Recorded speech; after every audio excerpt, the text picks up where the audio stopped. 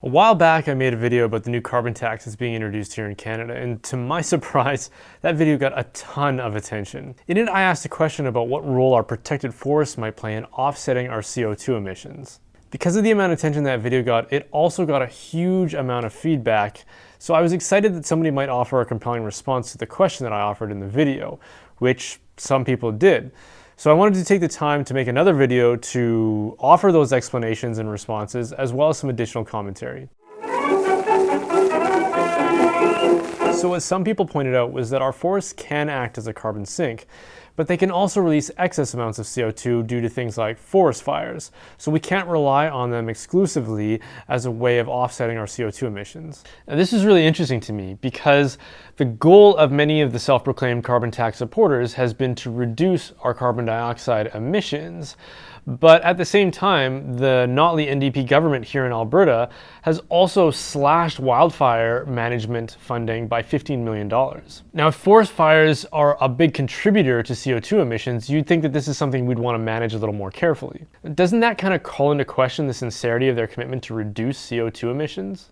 In spite of the fact that I did get some pretty satisfying responses to the question I had asked in the video, the thing that I found weird was that a lot of the contrasting responses that I got seemed to offer a political explanation to what I thought was a scientific question. A lot of people started to simply regurgitate moral and political narratives that we've all heard countless times. I felt like I was offering an opportunity to have a conversation that I hadn't really heard anybody have up until this point, and a lot of people responded by trying to steer the conversation back to the polarized political debate that everyone is just tired of having. To me, this reveals an unfortunate ideological insecurity among carbon tax supporters. Let me explain what I mean by that. If someone asks you a categorical question, in this case scientific, and your response relies on an entirely different category, in this case political, that seems to demonstrate a defensiveness that suggests an insecurity. For example, if you move to a new city with your family, and I ask you, so why did you move to that particular city? And you respond by saying something like, our marriage is actually really strong. And then you list off a litany of reasons why you married your spouse. What do you think that signals? If I were on the receiving end of an explanation like that, I would guess there were problems with your marriage. I mean, wouldn't that strike you as a bit defensive? When something is self-evident, we usually don't have to reassure ourselves that it's true at every opportunity. And this brings me to the topic of global warming or climate change or whatever it is that we're calling it now. This sense of insecurity seems to be rampant within the popular position that man-made global warming is a reality.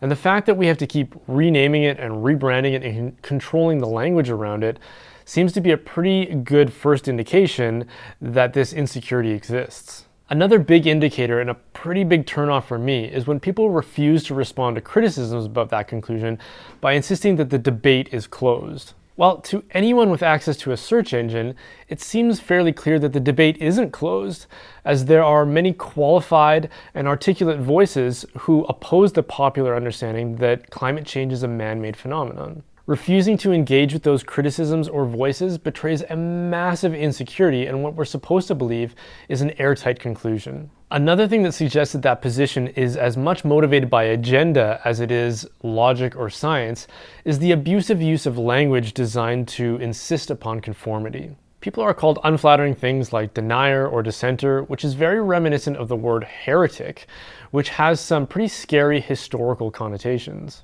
The last thing that really bothers me about the way that this position is reinforced is the relentless repetition of the 97% statistic.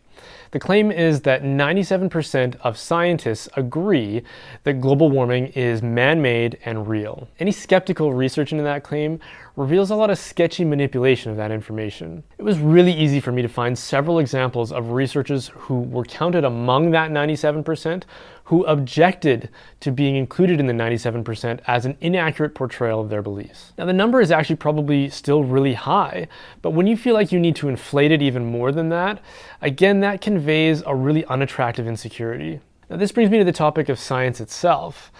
Now I have a lot of respect for science and the scientific method, but if I'm honest with myself, I have to admit that as a layperson of science, I don't fully understand the science behind most claims. The only thing that most of us are really capable of understanding is an explanation that is offered by the scientific community. And An understanding of an explanation of a scientific claim is not the same as understanding the claim itself. So we have to rely on the scientific community and the media to relay that information accurately, fairly, and without bias or agenda. And that's a problem for a lot of people. This isn't a question about whether or not you trust science. It's a question of whether or not you trust the people who interpret the science and inform the general public. It's a question of trust or faith in authority. The problem with that, however, is that there's good reason to doubt that channel of authority. The media, for example, is more biased and sensational than ever, and traditional print media has been backed into a corner by the digital revolution, which has caused them to take an any means necessary approach to getting people to pay attention to their publications. This has meant more provocative headlines, more polarized coverage as they try to appeal to certain demographics, and more superficial celebrity gossip. And then they condemn the election of a reality TV star that this climate created. On top of that, there doesn't seem to be sufficient accountability within the scientific community or within the journals that are responsible for publishing scientific research to warrant the kind of trust that is expected from us. For example, Stanford researcher Dr. John Ioannidis wrote a paper called "Why Most Published Research Findings Are False." In it, he claims that as much as 90% of medical studies are wrong or misleading. This underscores the fact that for all that the scientific method provides to its own credit,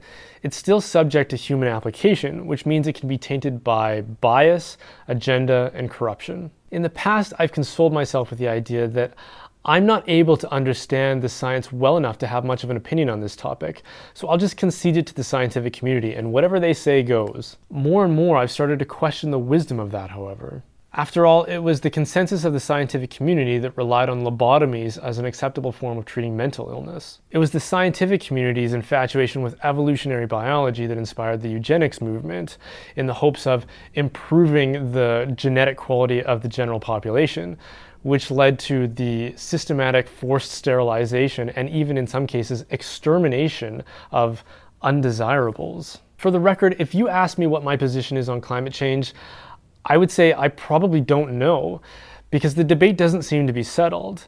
And the fact that one side is so aggressively insisting that it is settled makes me want to side with the other out of fear of being manipulated for some agenda. So when policymakers want to introduce punitive taxes on our energy consumption based on the premise that catastrophic consequences of our use of fossil fuels is inevitable, I get a little defensive. This is especially the case when those taxes are likely going to have severely negative effects on the lives of many people. We've been told that the tax itself is going to cost us very little, but when you tax something like energy, which is something that we all rely on, then the financial burden is going to be felt across the board.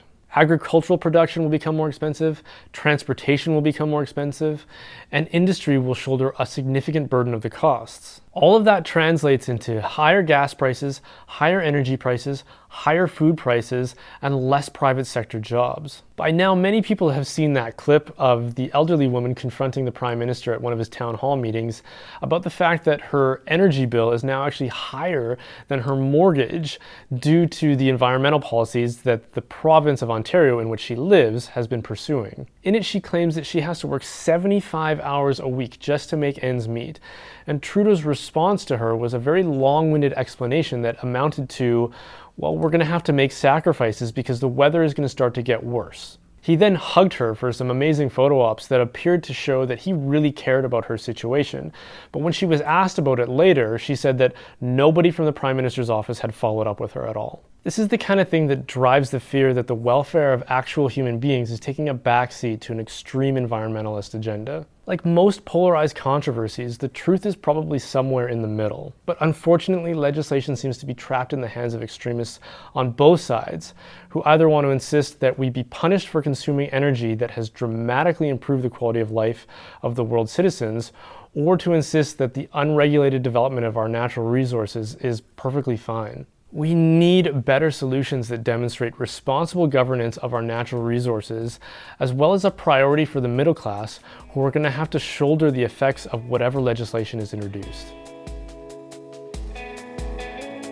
Thank you so much for watching. We're going to try and make one of these videos a few times a month, and hopefully we can get it up to about once a week. And they're going to be about topics that are interesting to me and hopefully interesting to you too. And so if they are, please subscribe and come find me on Twitter and elsewhere, and stay tuned.